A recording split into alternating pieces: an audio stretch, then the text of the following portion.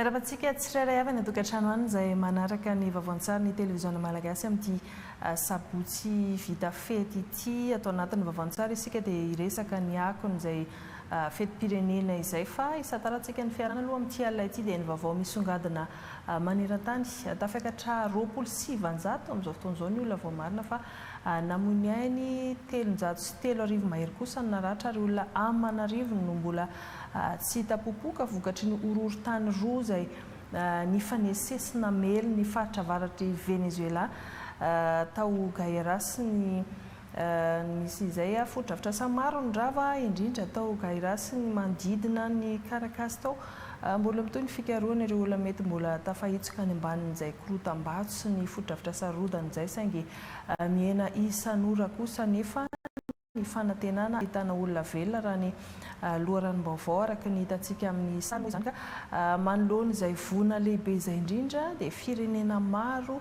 fikambanana iray isa-pirenena no mandefa ekipany manampy ny mpamonjy voina any an-toerana mitsabo ary mitondra fanampiana ara-tsakafo ihany koa na izany na tsy izany aza nefa mbola misy ihany ny olona afitra soma tsara tahaka ity zazakely amam-bolana ity izay avitra ireo mpamonjy voina rehefa tototry ny trano rava.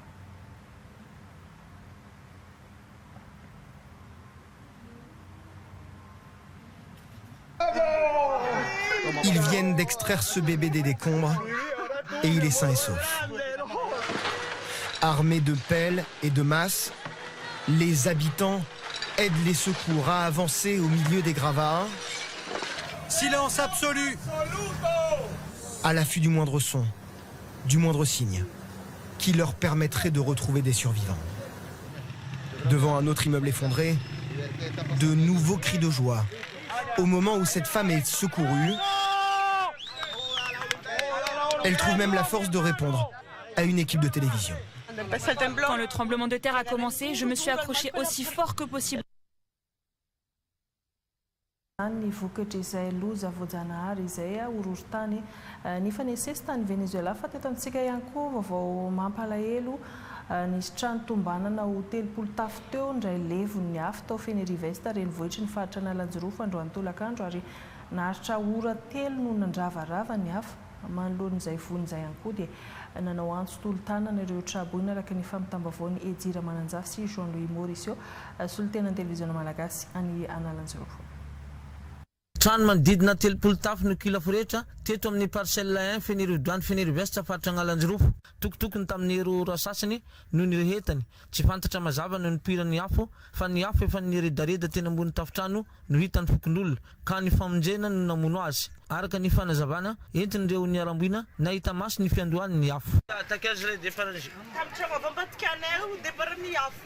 Ni tseltra tafitrano afo io hitanao le misy trano me nivoaka za zaho raha tafitrano za nanokatra la fenêtre nanjofotragnonay nanokatra tany ala mohamohagnetagna tsisy figa tsony afa nipohako amizay tafitragnonay zegny afo dia eo firy mètre ketra ny misy lerany po 500 mètre elagnelagny tragnonay dia ino aby le entana azo tsisy raha azo zakoroborborika hakazona salon tsisy raha azo fahafantarana ananjy ino zegny ny surprise ino surprise fa azoko anazy mety contaire anazy izy ita satria izy nivoaka hely i raha nipohaka dia olo ambadika anah le tany misy ananjy olo mafatragno saran-tragno tompotragno rahavavy amirinay karakory le fomba fitsakany tamin'le tragnonareo zay za natoro tatrano takao dia niboaka avy akao zaho nandeha tamin'olo taketo ave za mihita afo magnety sangana takeo dia nisy olona niteny hoe za fa misy trano may ino hitako avy akany dia tonga dia nisofokana trano zany malaka an'le zavatra natao an-trano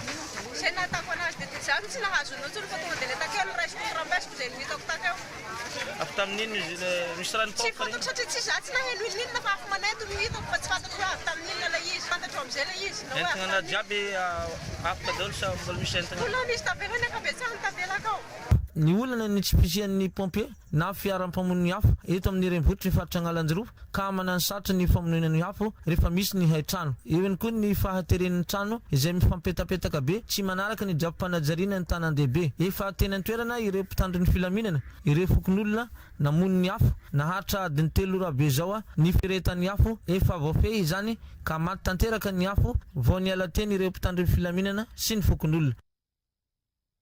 Zay ny amin'iny zany fa dia miandry ny fanampiana avy amin'ireo malatanana rehetra ireny traboiny ireny araka ny fampitambavao satria levina atao anatin'ny raim-pimaso izay niariana izy ireo atao anatin'ny taona maro fa hiditra lafim-baovao hafa isika hiresaka ny ako ny fetiny 20 jona avy niatrika izay fety izay isika maro ny olona no namonjina nakaiky ny fianakaviana sady ao anatin'ny fotoam-pialan-tsasatra raty eo isika izao fotoana mamaro ny olona mifamezivezy manoloana izay fahamaroany mpifamezivezy zay dia somary nisy fiovanana sarandalana satria ao anatin'ny haute saison raty eo isika na izany aza ampy ho an'ny mpandeha ihany koa ny fiara-miantsona raha hoany amin'iny gara maki andota-penaka eny manokana izay misy ny zotra amin'ny lalam-pirenena maro miainga avy eto an-drenivohitra Madagasikara makany amin'ny faritra samihafa misy fipetra tsy maintsy ho ampiaran'ny mpamily ihany koa fitsinjovana ny fandriam-pahalepan'ny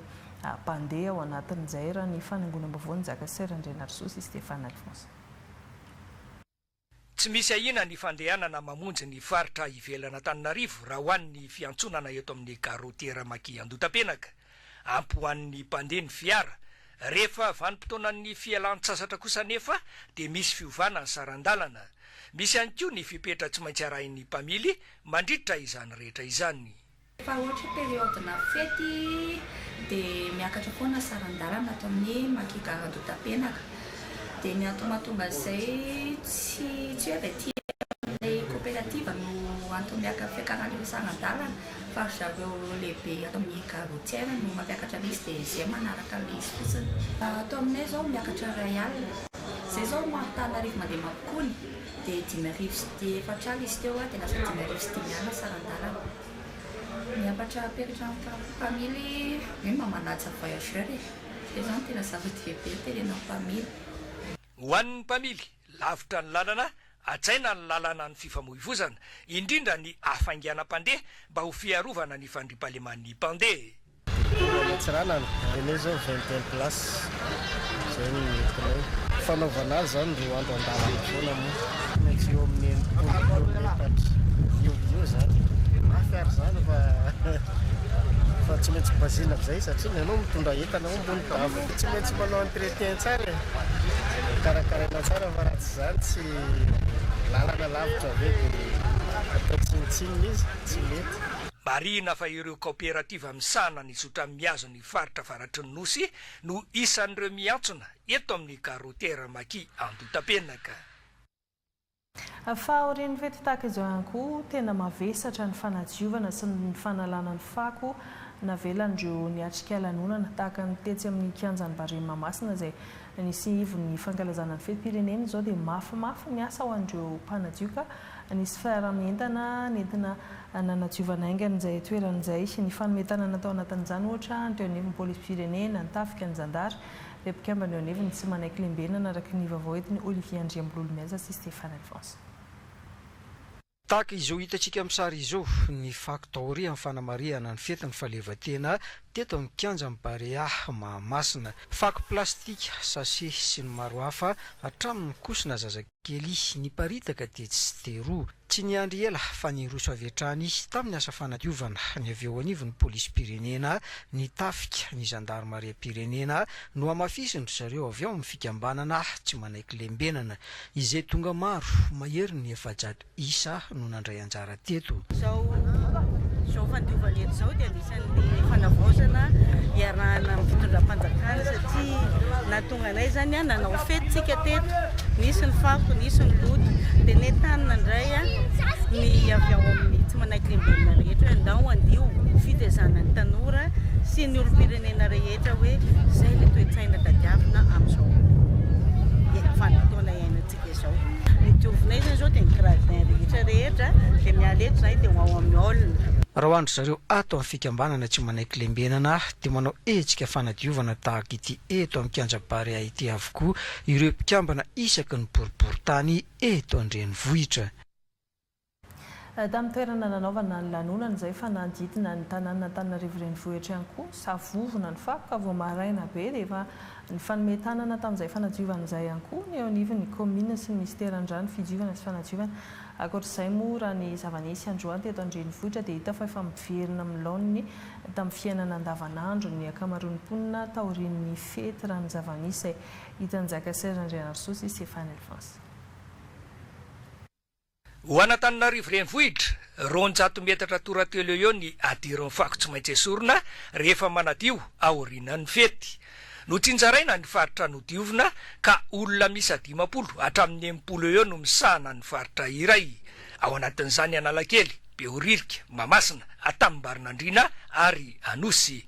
Goavana ny fanadiovana, ny fanome tanana ny komina Antananarivo renivohitra sy ny ministeran'ny rano, ny fanadiovana ary ny fidiovana. Ministeran'ny rano fidiovana moa dia mitarika ny fanatanterahana ny politika mpanjakana mikasika ny Madagasikara madio hatramin'ny 30 taona. Arak'izany dia izay indrindra ny efa nanaovana ny renihetsika nasionaly ny fanadiovana faobe tamin'ny 20 ny volana Jona mba hahazoana indrindra manaitra sy mitarika ny rehetra.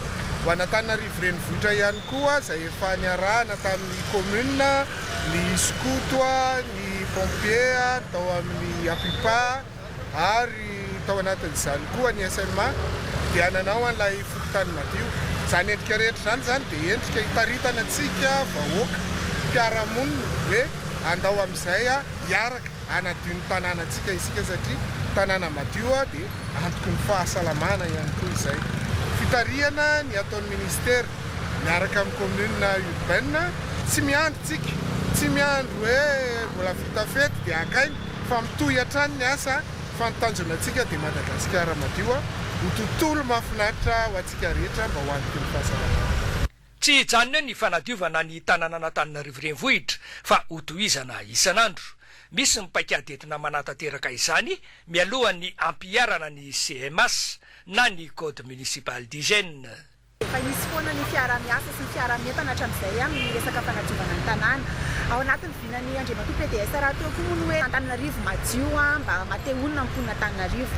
Ny androany aloha izany ny programa maika dia hanadiovana an'ireo axe ngeza be izay nisiny nanaovana ny fety sy nivezivezen'ny olona maro be. Efa iaraha-malala matetika fa misedra izay loto izay foana ho an'ny vahoaka Antananarivo dia efa misy hatrany mesura raisina, rehefa raisina avy hatrany manomboka amin'ny androany ny eo amin'ny fidentifierana alohan'ireo tsena lehibe rehetrarehetra Antananarivo izay anaovana zone pilote anaovana hatrany aloha fanetanana aloha satria arahana miasa amin'ireo mpivarotra rehetrarehetra le izy hoe manomboka izao dia hotakina mihitsy ny fahadiovany tsena isaky ny miaro ireo mpivarotra alohan'ny hiditra izy ireo alohan'ny ala izy ireo dia takina trano hoe diovina aloha ny toerana avy varotana.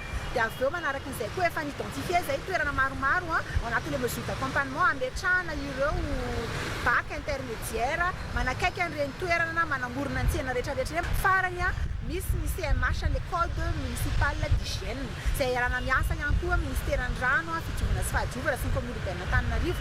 Rehefa vita izay sensibilisation izay ao amin'ny fampirisiana azy ireo hatrany mba hanaja ny fahadiovana dia tomboka amin'izay amin'ny fampiarana ny sazy ny komuna urbaine Antananarivo izay ao anatin'ny voamarika hatrany anatin'ny code municipalité d'hygiène izay CMH izay dia rehefa ao anatin'izay fotoana izay dia ho avy amin'izay ny fampiarana ny sazy voalaza ao anatin'ny andinindiny lalàna rehetrarehetra. Etsakilan'izay dia hita fa miverina amin'ny fiainana andavanandro ny mponina misokatra ny tsena sy ny fivarotana misy ny mamonjy ny asa fanao isan'andro malalaka ny fifamoivoizana. Maro nefa miverina amin'ny asa aman-draharaha amin'ny andavanandro fa misy koa nefa ny mbola niala voly nitsangatsangana androany satria fotoam-pialan-tsasatra raha teo no faran'ny herinandro ny androany ka anisan'ny nasarika ny maro ohatra ny kianjana Ambozatovo izay anisan'ny malaza noho izy eto afovoan'ny renivohitra. Ankoatr'izay dia maro ihany koa ny fiara fitaterana efa mifamezivezy androany nijery ny zava-misy tamin'ny toerana samihafa ihany koa ary tafaresaka tamina olona vitsivitsy ny mpanao gazety Miray Andrianjafy sy Firatsana. Ankoatra ny any amin'ny rovana Antananarivo izay be mpitsidika toy izany ihany koa ny valan-javaboary ny Tsimbazaza. Rehefa fotoam-pialan-tsasatra toy izao dia anisan'ny manintona olona na teratany malagasy na mpizahatany ny eto amin'ny saritenina Ambohijatovo. Anisan'izany izy mianaka ireto izay nisafidy ny androandroany. Mandona le tômôbila sy de misy le olona feno be dia mba milamindamina andeha tianay mianaka dia aleo mba androany. Masasakady 2-30 minutes fotsiny dia mbotsay mianaka satria planao sakafo. Toy izany ihany koa ireto mpianakavy kely ireto. Olona betaka normal lavitra mipetraka dia androany fa sady tsy misy olona hianatra dia aleo androany makasy. Tapakandro ihany. Zaridaina Ambohijatovo izay anisan'ny zaridaina malaza no izy eto afovoan-tany fa maro koa nefa ireo fiara fitaterana mitatitra manodidina ity faritra ity. Ambohijatovo izay azo adika ihany koa hoe havoana ny tanora. Ratsahivina dia ny taona 1970 tamin'ny andro ny fanjanahantany no namolavolanina ity toerana ity. Toerana izay namboarina hoendrika zaridaina. Misy lalatsara didinina azo ialokalofana ary toeram-pialan-tsasatra. Anisan'ny toerana maneho ny tantarany zava-misy teto amin'ny firenena tao anatin'ny taon-jato maro ihany koa ity toerana ity. Fa etsika ara-panatanjahantena mbola tao anatin'ny fetim-pirenena ny ho an'ny taranja Tsipika Netbe Media Cup karakarain'ny fikambanany mpanao gazety ara-panatanjahantena eto Madagasikara. Tsy votsitra tamin'ny ekipan'ny ORTM mihitsy ny amboarany Tsipika Netbe tamin'ity taona ity satria amboara telo no azo ho an'ny androany manokana izao dia norombany Ramazomanana Christian Itita sy Rakotondrina Nariarilala ary fanirikely ekipan'ny ORTM zany ekipa eto amin'ny TVM izay hitantsika amin'ny sary ny amboara rehefa nanamonjana tamin'ny 2024 aotra ny miarambola vahatra ny aina sy Jonar Solomampiona ekipa ny Eranay Mamanjakandrina ary Nariarilala teo amin'ny lalao famaranana teo amin'ny olotelo miaraka na ny triplet izany. Larana fahatelo kosa no nisy Andra Faralasolofnirina sy ireo samy manana heriny aina ary avitry ny aina Rakotoarisoa izay avy eto amin'ny ORTM hitantsika amin'ny sary izy ireo ampiasa eto anivo ny TVM ihany koa rehefa nandafy tamin'ny 2020 no enina ny ekipa tao amin'ny Ozomada teo amin'ny fiadina ny larana fahatelo zany teo amin'ny fifaninanana tifitra na tir de précision kosa dia mbola pilalaon'ny ORTM zany hoe piasan'ny TVM no larana voalohany tamin'ny alalan'ny raha samy manana herinena izay hitantsika tamin'ny sary teo zany ho an'izay lalao Tsipika Netbe ho an'ny fikambanan'ny mpanao gazety tao anatin'izao fotoanan'ny fetim-pirenena izao hatrany. Fa mbola ao anatin'izay fankalazana ny fetim-pirenena izay ihany ho an'ny androany manokana dia nehoana mivantana tamponina teny Ambohimanarina nisy ny fampianarana teknika sy ny fanofanana arakasa ity fotoana ity dia niresahany fa isy fananganana lycée teknika sy foibe fanofanana ara-teknika eny an-toerana araka ny vaovana angoniny Mihira Andrianjafy teo amin'ny sary ny Firarizana. Iray amin'ireo distrika 570 eto Madagasikara anisan'ny Dadasky Ambohimanarina izay manana tanora maro. Na izany aza nefa dia tsy mbola manana toeram-panofanana sy lycée teknika izy izay atsangana tsy ho ela hoy ny ministra ny fampianarana teknika sy ny fanofanana arakasa izay avy eto an-toerana. Fawasina izay lycée teknika izay sy centre de formation professionnel izay miompana amin'ny fanofanana arakasa ary miompana amin'ny hoe zavatra misy eto Ambohimanarina sy ny filana sy zavatra izay etaetan'ny tanora izay hoe mifanaraka amin'ny filan'ny miasa zany no asiana eto Ambohimanarina ka amin'ity taona ity zany dia hitsangana hanomboka izany fotodrafitrasa na lycée teknika zany na centre de formation dia professionnel. Ohatr'izay koa ny amin'ny faritra maro izay efa maro ny faritra nanomboana an'izay sy hanomboana izay lycée teknika sy centre de formation dia professionnel izay tsy ampy eto Madagasikara. Tsy isalasalana hoy ny solombavambahoaka voafito eto toerana ny Ampandroso any Ambohimanarina. Amin'ny ankapobeny dia olona avy ety amintsika avokoa tokony andraikitra eto amin'ny fokontany. Izany hoe raha olona tokony andraikitra eto amintsika amin'ny fokontany dia tsy isalasalana ny fampandrosoana ety Ambohimanarina.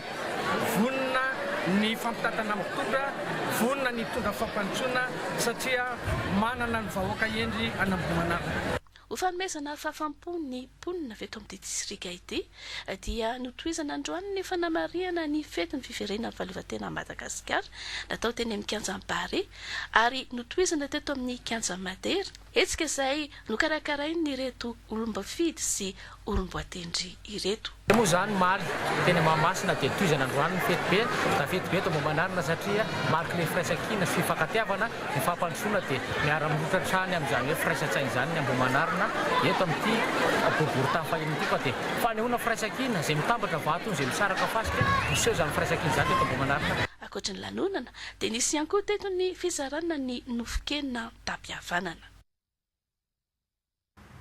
Mbola iverenantsika izay ako ny fetim-pirenena izay tany amin'ny fatra samihafa tany fefananatsidika resaka fampandrosoana ihany ny Raindrianjafy teo dia andeha hijanona amin'izay resaka fampandrosoana izay aloha isika raha eo amin'ny sehatry ny fambolena sy ny fiompiana manokana dia anisany manome lanja bebe kokoa izany ny fitondrana fanavaozana ho ny mpanolontsaina hafa nandritry ny hetsika fanolorana fitaovam-pamokarana masimboly sy zezika ho an'ny Tatsahatra tao Arivomamy tao amin'ny fatra Itasy tao anambara ihany koa fa isy ny fanatsarana ny lalana sy ny tohadrano any toerana araka ny famitambavaon'ny Arso Fabiola.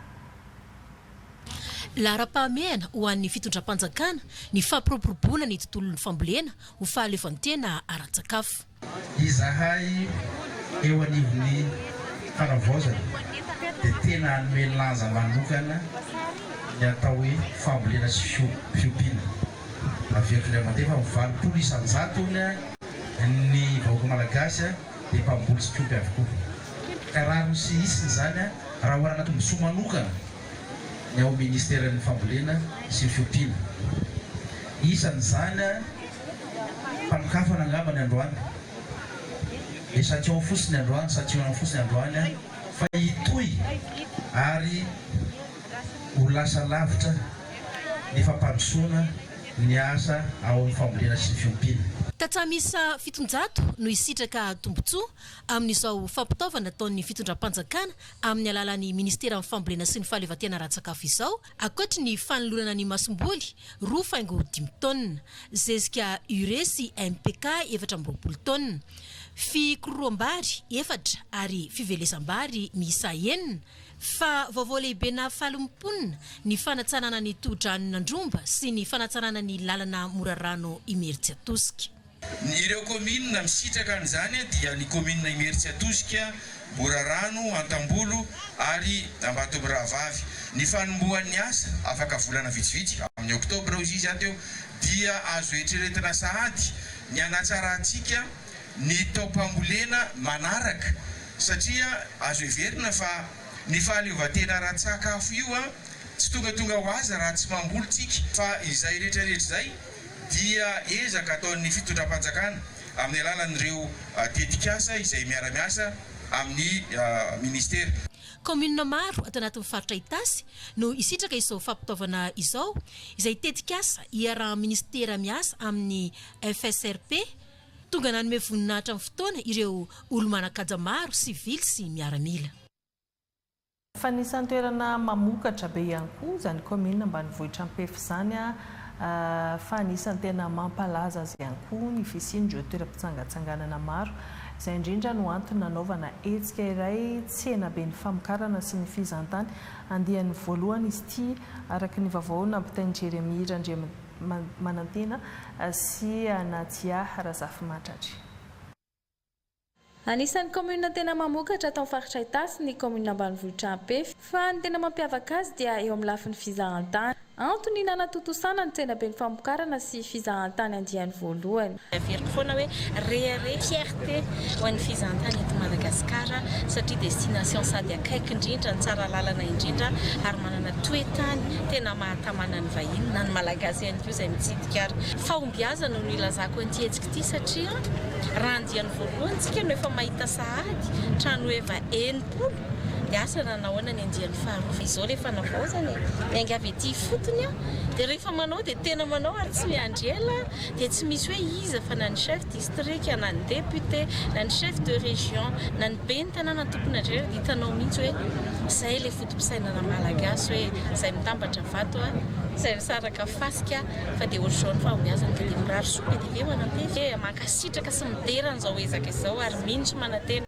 fa tsy hijanona eo fa sady ako no mivantana ho an'ny mponina no itoy ny ezaka toy izao fampirobona ny faritra manana ny maha-izy azo toanampefy no tsy indrindra matobe ny tanàna nampefy fa zava-dehibe ny fisinan-tsena be tahaka izao ary natao indrindra hijerena manokana ny commune Pefy amin'ny lafiny fampandrosoana. Tsena be ny fizahan-tany sy ny famokarana goavana ny tanjona akoatra ny mahatsena be azy natao amoazana ny ambopotsika eto Ampefy izy ity satria efa ampolo taona no tsy nisy ny toy izao ka noho izany dia natao indrindra hijerena manokana izay tena ampandroso ny commune izao tsena be izao. Natao hijerena marina ny fampandrosoana satria milaza miara-mahita ao raha hiteny hoe Ampefy dia commune fantatra noho ny fizahan-tany sy noho ny famokarana satria tany tena mamokatra izany Ampefy izany. Tanjona amin'ity tsena be ity dia entina ampisehoana ireo vokatra misy ao anatin'ny commune sy hampiroboroboana ny fizahan-tany.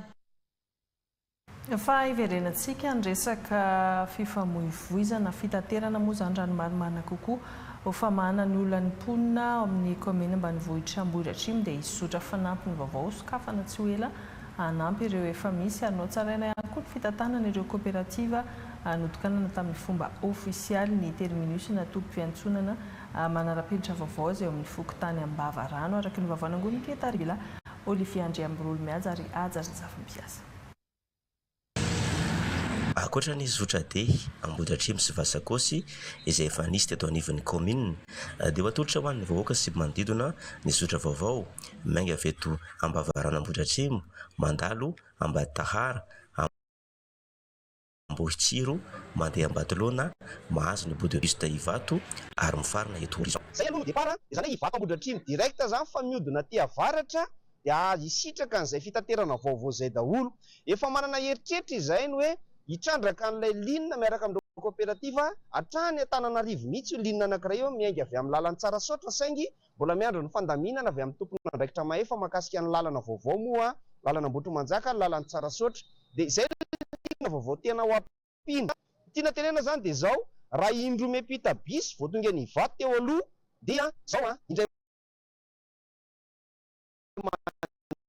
dia miainga avy eto Ambavarano ianao na miainga eo Ambohitra Atrimo raha izay faharoa satria CSB ny etsy akaikintsika etsy ny lycée Ambohitra Atrimo akaikintsika etsy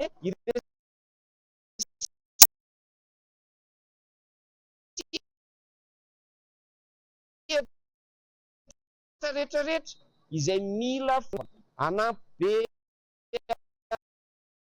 ny ranokafana an'ity dia ity fa maromaro fa isy orinasa maromaro hitsangana efa misy ao atsimotsimo afaka ny sary beo efa orinasa efa mitsangana toy ny Gama Textile eny Tanjombato efa misoka efa manomboka mitsangana foto-dravitra sao dia isy orinasa maromaro hitsangana eto amin'ity faritra ity izany hoe ho zone industrielle ity zany dia ny mpiasa rehetra zany arak'izany io vaovao koa ny olany dia anankiray farany ity limitrofina Ambohitra Atrimo sy Anosiala taloha zany ianao raha miainga avy any Antananarivo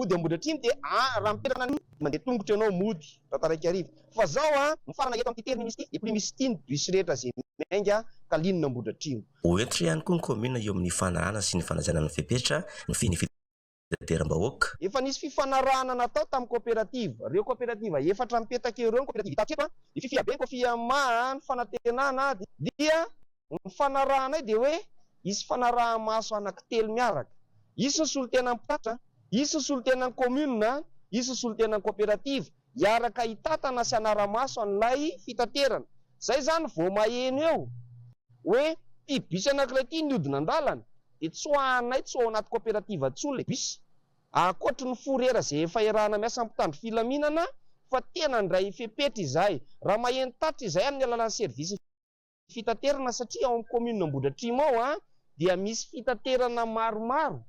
Dia izay fitaterana maromaro ao amin'ny commune Ambohidratrimo izay sehatra fitaterana misy bajaj ao, misy moto ao, misy mpanosika kalesa ao, misy taxi borosy maro samihafa ao, dia misy tompon'andraikitra fitaterana ny anay ao.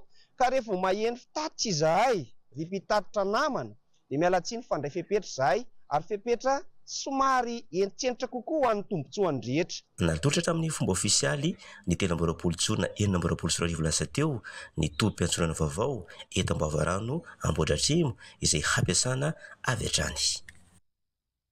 Ny Ambohidratrimo ihany dia nisy hetsika fitsinjovana manokana ny zokilina amin'izao ririnina izao, vaovao anangon'ny Olivier Andriambololo mihaja sy Rija Rakoto. Zokiolona misy araka amin'ny 70 avy amin'ny fikambanana Fizo AA eto Andakana Ambohidratrimo no nahazo bodofotsy hanome hafanana ho azy ireo amin'izao fotoana ny ririnina izao. Fa maninona na toe bodofotsy satria ny andro mangatsika. Tsy marina zany? Mangatsika ny andro ianareo zokiolona raha teo efa somary marefy ihany dia rariny sitiny amin'izao ririnina zao raha mba omena lamba irakofanareo mba hafana. Za manokana za tsy mamadika fa ny dia mbola velona izy dia mba omeko azy izay fitiavana sahasasa. Miteti-pity folo tapitrisa ariary ny bodofotsy nozarena teto ary vary kosa ho an'ireo zokiolona manodidina ny 200 tonga nanatrika ity fotoana ity. Eny amin'ny commune Ivato mivavahadin'i Madagasikara dia maro ireo fodrafitrasa andalam-panamboarana amin'izao fotoana izao anatin'izany lalana ary tsy ho ela ihany koa dia fantatra fa iroso ny fanamboarana lalana eny an-tanimbary. Eo ihany koa ny fanatsarana ny trano commune ny resaka sosialy araka ny fanangonana vaovao ny Miray Andrianjafy sy Firarizana. Ivato misy seranam-piaramanidina lehibe indrindra eto Madagasikara izay vavahady idiran'ireo mpizahatany 10 kilometatra avalarandrefana renivohitra. Manodidina hatrany amin'ny 9 no isan'ireo mponina amin'ity commune ity izay mivelona amin'ny varotra ny fiompiana ny fambolena ny ankamaroany ary dia ao anatin'ny fametrahana ireo fotodrafitrasa fampandrosoana ny commune. Eo ny fanamboaran-dalana, eo ihany koa ny fanitarana ny braony commune izay heverinay fa ho vita tsy ho ela ihany koa ireo rehetra ireo. Ankoatran'izay dia misy ihany koa ireo iandrasana amin'ny fisokafan'ny tsenam-barim-panjakana izay efa karakarainay amin'izao fotoana izao ny lalakely eny an-tanimbary dia mampananteny zahay fa ho vita tsy ho ela. Ankoatra ny fotodrafitrasa dia misy ihany koa ny fizarana ny sehatra ny sosialy izay iarahan'ny commune amin'ireo mpiara-mionantoka. 7 nisan'ireo ankizy nanaovana izay famorana faobe izay ary 2 taona izany indrindra ary 14 taona ny zokony indrindra. Ankoatran'izay moa dia tamin'ity herinandro ity ihany koa indroa no nanao fizarana fanampiana ho an'ireo olona heverina fa nosafidiana manokana tato anaty commune Ivato hoe sahirana. Ny voalohany dia fanampiana avy amin'ny Ravinala Airport izay nahatratra ateo amin'ny 50 sy 300 ny isan'izy ireo. Ivato midika hoe toeran'ny Ivato. Mbola malaza eto ny resaka vato-masina izay voalaza fa naorina andrenam-ponomerina. Lafim-baovao fa isika vaovao indraimbava tsy misy sary izy ity. Tokony Madagasikara indray ireo miaramila tatsambo rosiana nao fampisehoana maimaimpona eny amin'ny lapan'ny kolontsaina sy ny fanatanjahantena. Rampitso tolakandro manomboka amin'ny 3 ora izany ary hitondra kolontsaina rosiana ankiry izy ireo ao anatin'izay fotoana izay. Fa mbola anatin'ny volana Jona hatrany isika fankalazana ny iray volana teny malagasy ka ho an'ny faritra atsimo antsinanana iny dia tamin'ny alalan'ny fifananana kabary no nentina nankalazana izany. Raha ny tsapa raha ny vaovao nampitain'ny solotenan'ny televizana malagasy any an-toerana dia tsy dia rototra loatra amin'izany ny ankizy sy ny tanora any amin'iny faritra iny fa ny olon-dehibe ny tena mampiasa izay kabary izay. Ankehitriny anefa no zarina izany ny tanora ka ny sekoly no nentanina voalohany tamin'izay raha ny famitambavao ny Rolie Fainimanana sy Tahina Flavia. Miala fony fa ny siny fanahalan'ny vava ka ny molitra fanahalan'ny teny fa tsy zahay zanaka akory ary tsy zahay koa ny tompony teny fa adidina tolotra ny tanana izy tsika tsy maintsy atao. Santiona ny kabary nentina nakalazana ny iray volan'ny teny malagasy taty amin'ny faritra atsimo atsinanana izay. Naseho tamin'ny alalan'ny kabary fiteny maro isaparitra no nentiny reto mpianatra izay miendrika fifaninanana ka i José avy ao amin'ny sekoly katolika Sainte Marie no nahazo ny laharana voalohany ka nibatany amboara tamin'izany izay nitondra ny kabary ny ampanjaka aty amin'ny faritra atsimo atsinanana. Izay isaorenao zanahary misaotranao zanahary satria anao nang magnatodin'androandroany nafany amenakafo tafavoreto agnaby. Izay isaorenao zanahary. Manarakaraka an'izay saisareo sagnano azafady satria ny biby mandeha zany sy magnano azafady fongolo koa resaky magnano azafady rô azafady amintsika agnaby azafady amintsika menakavy. Tamin'ny alalan'ny kabary malagasy no nosafidiana teto. Raha ny faritra tsy matsinana manokana no jerena dia isany mbola somary matoritory izany fitiavana mikabary zany satria raha ny kolotsaina ty dia ireo ray aman-dreny ara-drazana no mikabary nefa tsara raha ampianarina an'ireo mpianatra sy ireo tanora ihany koa izany fanaovana kabary zany eny amin'ny sehatra maro isan-karazany. Hita nandritra n'ity fanamarena ity fa efa maro ireo tanora sy mpianatra izay mahay sy mahavoafehy tsara ny fomba fikabarona aty amin'ny faritra atsimo atsinanana. Nahazo fahatsiarovana sy mari-pakasitrana teo amin'ny fitalevam-paritra ny serasera sy ny kolosaina atsimo atsinanana avokoa ireto sekoly nandray anjara araka ny laharana misy azy avy. Wala anatin'izay resaka kolotsaina izay ihany dia anisan'ny foko manana kolotsaina miavaka ihany koa izany foko tsy mety izany. Anatin'izany ohatra ny kotrobe izay marin'izy ireo rehefa fetin'ny faran'ny taona sy rehefa fetim-pirenena toy izao ho mariky ny firaisan-kina ka andeha ho ampahafantariny Miray Andrianjafy amintsika misan'ny Roger Andriamanalina ny mahakasika izay kolotsaina kotrobe izay. Tsy mety na ireo olona tsy mety volo. Raha ny lovatsofina dia nanda tsy anabaka volo izy ireo ho mariky ny tsy fanekena ny fahefana avy any ivelany sy ny fitiavana amin'ny fahalevantena. Kolotsaina tsy mety dia iray amin'ireo kolotsaina miavaka amin'ny faritra avaratra sy faritra avaratra andrefana izay manaja ny razana ny vady ary ny joro. Fa manana anjara toerana lehibe ho ny lafin'ny toe-karena indrindra ny kolotsaina sy ny ara-panahy eo amin'ny foko tsy mety ny omby. Ohatra amin'ireny ny fotoan-dehibe famaranana ny taona ny fetin'ny fahalevantena toy izao dia misy ilay hetsika kolotsaina antsoina hoe trokobe izay nataon'ny fikambanana fizama na ny zanakam-pielezany mandry tsara eto Antananarivo teto Ankatso.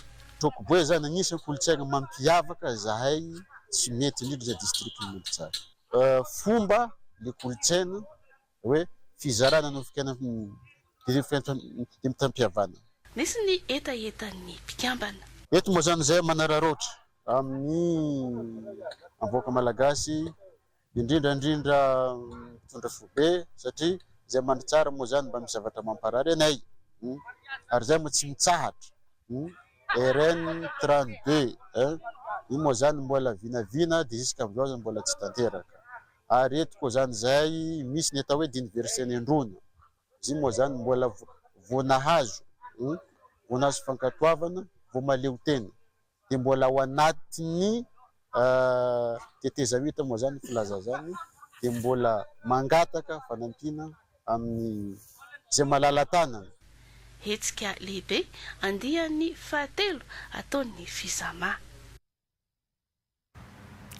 Fa iverenantsika amin'izay ny ako ny fankalazana ny fetim-pirenena tany amin'ny faritra samy hafa tany izay samy nanana ny nanampiavaka azy arahoary.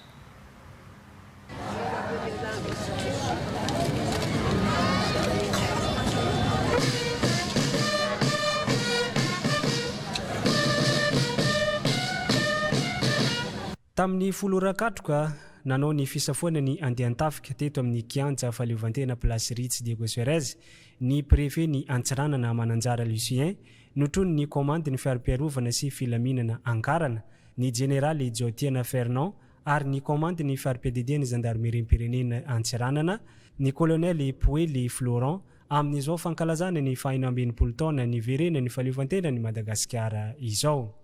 amin'ny mahafety ny foloalinday ny 20 jona ihany koa dia nibantoerana tamin'ny fanamariana teto Antsiranana ny matso izay nialoavany ireo voninkery 4 mitampiadiana teo ambany fitaria ny commandant d'ensemble ny généraly Herisoa André Nevson dia ny tafika malagasy Antanety sy Andranomasina ny gendarmerie pirenena ny police pirenena ary ny ao amin'ny fandraharahana ny fonja. Ny mampiavaka ny matso fankalazana ny fety ny 20 jona tahaka izao aty amin'ny faritra dia mandray anjara avokoa ireo sampandraharaha miankina sy tsy miankina amin'ny fanjakana isan-tsokajiny ary ny fikambanana maro samihafa. Tonga ny aranankalaza izao fety pirenena ho an'ny teto amin'ny kianja ny fahaleovantena Antsiranana izao ireo manam-pahefana aty an-toerana notariany lehibe ny faritra Diana ny généraly Marvavy Louis Francio sy ireo olomboafidy sy olomavambahoaka sy ben'ny tanàna ary ny mponina ny Antsiranana. Fanavaozana ho an'ny fandrosoan'i Madagasikara, io no lohahevitra nentina nanamarihana ny fahenambenimpolo taona nazahoana ny fahaleovantena ny Malagasy. Matso lehibe notariany prefet-ny Toliara Ibrahim Di Francis nandraisan'ireo folo alinday anjara ny fikambanana isan-tokony ny isan-tsekoly no nentina nanamarihana izany faina amin'ny 20 ny volana jiona zany teto Toliara. Nisy ihany koa ny fanolorana maro-boninahitra ho an'ireo rehetra izay nahavita be teo amin'izay asa izay. Tsapa fa tena ny fety teo anatin'ny filaminana tanteraka ny teto an-tampon-tanàna ny Toliara. Ny aliny fa 15 ny volana jiona dia nisy ny fampisehoana an-dampihazo izay nandraisan'ireo mpanakanto misehatra amin'ny hira ara-pilazantsara sy ireo mpanao hira madinika. Nisy ihany koa ny azakazaka ambisikileta, ny azakazaka an-tongotra, ny fifaninanana cyclopus izay natao teto Toliara ary nafinaritra ny rehetra ihany koa ny nijery ny afomanga izay anisany nanome endrika n'izao fankalazana ny fahinambenimpolo taona nazahoana ny fahaleovantena eto Toliara izao. Fanavaozana ho an'ny fandrosoan'i Madagasikara araky ny lohahevitra io dia niavaka tanteraka tao anatin'ny firaisan-kina sy ny fanomezana lanja ny maha-malagasy ny fanamarihana ny fahenambenimpolo taona niverena ny fahaleovantena sy ny filoalinda malagasy dia ny fety pirenena 20 jona. Ny andro ny 20 jona io dia nisokafana tamin'ny famohamandry ny fametrahana ny fehezam-boninkazo teo amin'ny tsangambato ny raiben'ny fahaleovantena Philbert Tsiranana tao Anaidrano ary matso izay nialoavany fisafonany andehan-tafika izay nitary ny préfet d'Antsui Rabel Mahay Lainiena Fitiavana. Teo koa ny fanomezana marobona pirenena Chevalier de l'Ordre National Malagasy ho an'olon-droa. Maro ireo nandray anjara tamin'ny matso toy ny gendarmerie pirenena, ny tafika malagasy izay misy ny Antanety sy Anabakabaka. Teo koa ny police pirenena ary ireo mpandraharahan'ny fonja tsy diso anjara tamin'izany ny mpianatra ny sampandraharaha-mpanjakana sy ny tsy miankina ary ny fikambanana maro samihafa. Naseho tamin'ny alalan'ny fihetsika ny fitiavan-tanindrazana dia ny fitafy malagasy izay nitarika izany moa ny lehibe ny faritra Sofia Joser Irénée, ny solom-bavambahoaka, ny ben'ny tanàna sy ireo tompon'andraikitra ambony ary ny vahoaka. Ny aliny 15 jona kosa dia nialaka tao anatin'ny fety tanteraka izay nisy ny harendrina, ny afomanga ary ny podium. Isan'ny nanafana ny sehatra tamin'izany moa ny ben'ny tanàna ary nomenjana ary Vanessa dit Vanessa. Natao an'ny rehetra ny fety pirenena ka nandray anjara tamin'ny podium io ny sampandraharaha-mpanjakana rehetra, teo koa ireo ankizy manan-talenta. Hetsika maro samihafa no nankalazana ny fahenambenimpolo taona niverena ny fahaleovantenan'i Madagasikara taty amin'ny distrikan'i Mahanoro. Ny 14 jona nivavaka iraisam-ponona ho an'ny tanindrazana. Taorian'izay dia nifandimby ireo hetsika ara-panatanjahantena toy ny azakazaka an-tongotra sy ny azakazaka ambisikileta. Anisan'ny zava-baovao tamin'ity taona ity ihany koa ny fifaninanana basketball nocturne izay nahasarika tanora sy mpankafy fanatanjahantena maro. Ny harivan'ny 15 jona rehefa vita ny jiabe ny arendrina dia nianoka tamin'ny fijerena ny afomanga lehibe teny amin'ny torapasika ny rehetra. Ny 19 jona kosa izay ivo ny fankalazana dia teto amin'ny stady manara-penitra no nanatanterana ny lanonana ofisialy. Nisy ny fisafonana andeha-tafika, ny fananganana ny fanevam-pirenena ary ny fanolorana maro-boninahitra. Nofaranana tamin'ny matso lehibe ny lanonana izay nitariny ireo mpitandro filaminana, narahiny ireo sekoly sy sapatsierivisy isan-karazany ary ireo fikambanana samihafa izay samy naneho ny firaisan-kina sy ny fitsavan-tanindrazana ho fanamariana izao fety pirenena izao. tsy diso anjara tamin'ny fanamariana ny fety-pirenena 20 jona taona 2024 ny tato amin'ny komina ambanivohitry ny Befasy ato anatin'ny distrika ny Morondava faritra Menabe. Raha nanomboka ny 12 jona ny hetsika maro samihafa toy ny azakazaka angony, bisikileta, football ary ny tena nampiavaka azy ny fahatongavan'ireo solotenan'ny fokotany 17 ato anatin'ny komina ambanivohitry Befasy. Nampitola gagan'ny poniny Befasy ny afomanga ny aliny 12 jona ary afapo sy nakasitraka ny ben'ny tanàna ny vahoaka. Mbola hanao tsika ho an'ireo namatsika izay tsy nahita nomaly. Misaotra ny TVM Madagasikara manome ny vaovao en direct. Izao fifankatiavantsika izao fitiavantsika ny tanindrazana izao no entintsika ho fanavaozana sy ho fandrosoana ny firenena indrindrindrindra ty tanànatsika Befasy ty.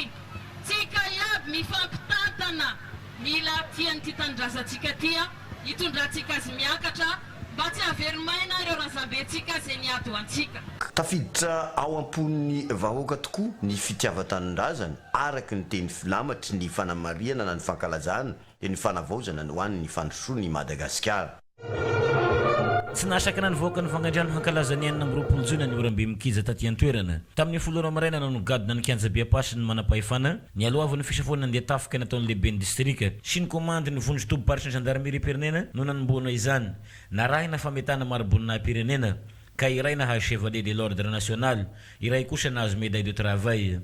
Taorian'izay ny kabary ny fandimbiasana ka izy rehetra nandray fitenenana dia samy nanentana ho an'ny fanavaozana fifankatiavana ary firaisankina. Namaranana izany teto ny match lehibe izay niarahana tamin'ny gendarmerie pirenena sy ireo mpianatra ary fikambanana maro. Ny tolakandro kosa lalao famaranana baolina kitra sy basketball. Fizarana loka ho an'ny mpandrenjara rehetra nandritra ny hetsika fankalazana. Nofaranana tamin'ny seho an-tsehatra niarahana tamin'ny mpanakanjo sanatany ary fijerena afomanga. Ny enora sasany dia efa niatrana teto amin'ny résidence ny distrika, ny ponina teto amin'ny renivohitra ny distrika ny fampirarisof noho ny natratrarana izao faha-12 taona ny verena ny fahaleovan-tena izao ary ny zara vatomamy ho an'ireo ankizy. Tamin'ny fitora katroka kosa ny afomanga avy amin'ny fitondram-panjakana. Raha tamin'ny 5 ora maraina ny andron'ny 20 jona ny fifoazamandry nitohy teto amin'ny kiandran'ny lycée Ananjorobe kosa ny lanonana ka tamin'ny 7 ora sasany katroka no nikadina teto ny lehiben'ny distrika Ananjorobe sy ny komandany vondro tobo-paritra ny gendarmerie Anjorobe ary ny compagnie d'infanterie d'Ambohinakondro ao amin'ny commune Batomanoina. Zay no tsenainy ny kapitaine Totzandry Kapin. Taorinan'izay dia nisy ny fisafonany ny andeha tafika notarian'ny lehiben'ny distrika ary teo ihany koa ny firedonana ny hira-pirenena. Sy ihany koa ny fanolorana ny mari-pakasitrahana ny médaille de la gendarmerie. Nomendanja teto ireo folo anda tamin'ny alalan'ny matso lehibe.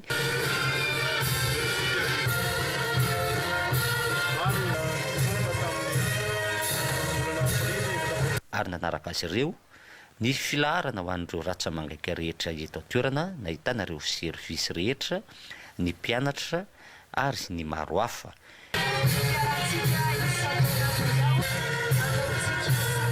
Seo niavaka kosa no nataon'ny reto zandary mpianatra raha ireto izay misahana ny CSAO Martsopoy.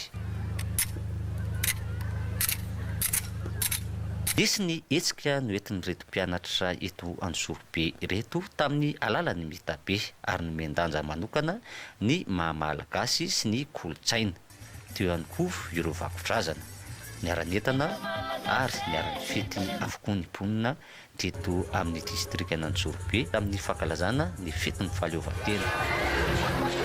Nakalaza tamin'ny fomba manetriketrika ny faha-20 taona niverena ny fahaleovan-tena Madagasikara ny teto amin'ny distrika ny Tsiombe. Fandaranasa maro samihafa no nentina nanamarihana an'izany ka natomboka tamin'ny alalan'ny ivavaka iraisam-pinoana ny fanamariana any fetim-pirenena ho fangataham-pitahiana sy firaisankina ho an'ny firenena. Ny aliny 20 jona kosa dia anisy ny harendrina izay notarihan'ny vadiny lehiben'ny distrika narahina bala afomanga teny Andaboly izay naharitra adiny 2 ka ka nahasarika vahoaka. Any maraina ny 4 jona dia nitoizana tamy alalany famohamandry nanodidina ny tanàna ny fankalazana tamin'ny 7 ora maraina noho ny famotona teny Andaboly nanombohan'ny Ematso izay nandraisany hery fiarovana sy ny filaminana ireo sampanara-panjakana ny sekoly ary ny fikambanana Isatsokwajiny anjara. Ny zandarmerie-pirenena no nitarika ny filaharan'ny Matso izay naneho ny firaisakina sy ny fitiavana tanindrazana. Ny songadina nandritra ity fankalazana ity ny firaisakina ny mponina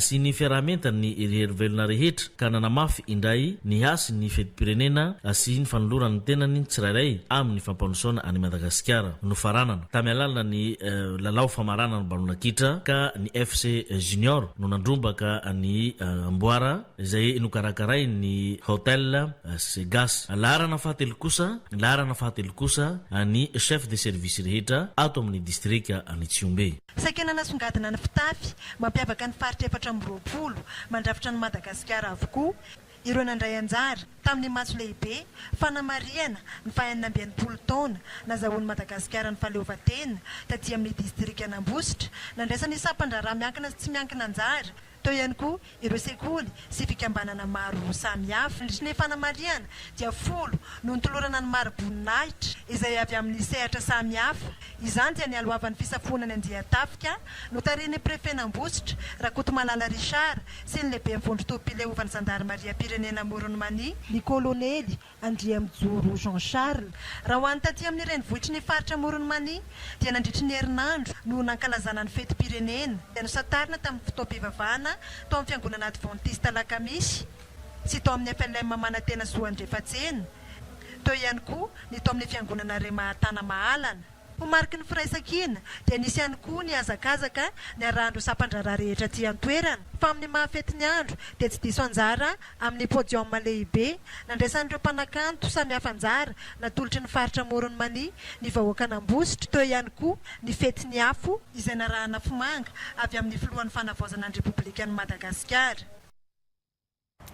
Dia izay no mamana tanteraka ny vavantsika tamin'ity sabotsy hariva ity tompoko lasy tompoko vavasa mbola misaraka amin'ny televiziona malagasy fa mbola nanaraka ny lalao baolina kitra isika ao anatin'ny mondial amin'ny 12 ralina dia ho arahantsika eto ny lalao ifandona ny Kroasia sy Ganaka manomboka amin'ny 12 alina kosa dia efa ho avy eo ny mpanao gazety ara-panatanjahantena Griffin Bakolinaina hitondra amintsika ireo tsara ho fantatra manodidina izay lalao baolina kitra ny mondial izay rahampitso amin'ny 7 ora sasandray ny fotoanantsika manaraka atao anatin'ny vavantsary manao-pena tompoko lasy tompoko vavy.